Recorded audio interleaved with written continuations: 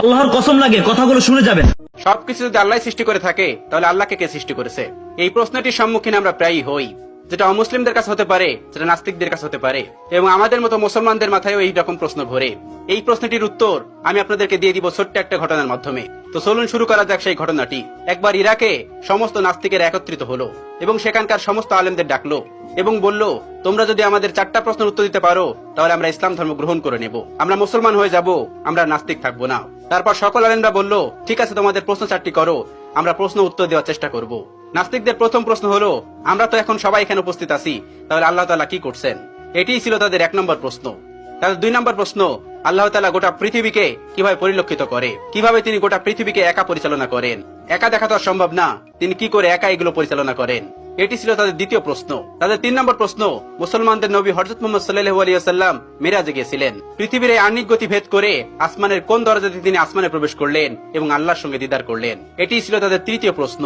এবং তাদের সর্বশেষ প্রশ্ন, আল্লাহ তাআলার আগে কে, আল্লাহ তাআলাকে কে সৃষ্টি করেছেন? এই ছিল তাদের মোট 4টি প্রশ্ন। সেখানে থাকা সকল আলেমরা উত্তর দেওয়ার চেষ্টা করলো, কিন্তু কেউ সৎ উত্তর দিতে পারলো না, কারণ এই প্রশ্নগুলি খুবই কঠিন প্রশ্ন, যার উত্তর দেওয়া তো সহজ না। তারা কেউ পারল না তাদের উত্তর দিতে। ওই সবস্থল থেকে কিছুটা দূরেই ইমামে আজম আবু হানিফা রাহমাতুল্লাহর বাড়ি ছিলেন।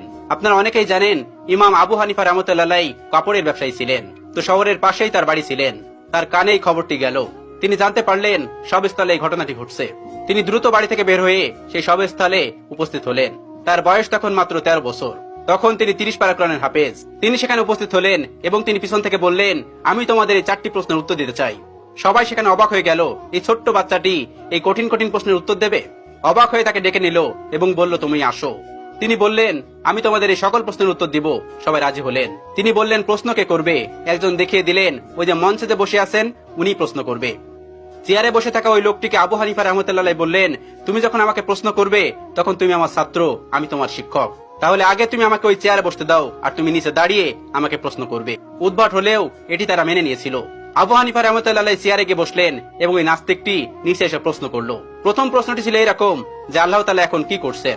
আবু হানিফা রাহমাতুল্লাহ তীক্ষ্ণ বুদ্ধি সম্পন্ন একজন মানুষ ছিলেন। আল্লাহ তাআলা তাকে অনেক হিকমত দিয়েছিলেন, অনেক জ্ঞান দিয়েছিলেন। তিনি উত্তর দিলেন, আল্লাহ তাআলা এই মুহূর্তে তোমার মতো বেকুবকে চেয়ার থেকে নামিয়ে আমাকে চেয়ারে বসিয়ে দিয়েছেন। এটি ছিল 1 নম্বর প্রশ্নের উত্তর। সবাই অবাক হয়েছিল। এই উত্তর খণ্ডানোর মতন উত্তর তাদের কাছে ছিল না, তাই তারা এটি মেনে নিতে বাধ্য হয়েছিল। এবার তিনি বলেছিলেন, এবার তোমার দ্বিতীয় প্রশ্নটি করো। দ্বিতীয় প্রশ্নটি করলো, আল্লাহ তাআলা একা এই পুরো পৃথিবীকে কিভাবে পরিচালনা করে? একা তিনি পুরো পৃথিবীকে কিভাবে দেখেন? তিনি তাদেরকে 4 কোণাওয়ালা একটা ঘরে নিয়ে গেলেন এবং সেই ঘরে একটা বাতি জ্বালালেন, একটা মোমবাতি। এবার তিনি বললেন, এবার বলো, এই আলোর মুখ কোন দিকে, এই আলোর চোখ কোন দিকে? তারা কোনো উত্তর দিতে পারলো না। তারা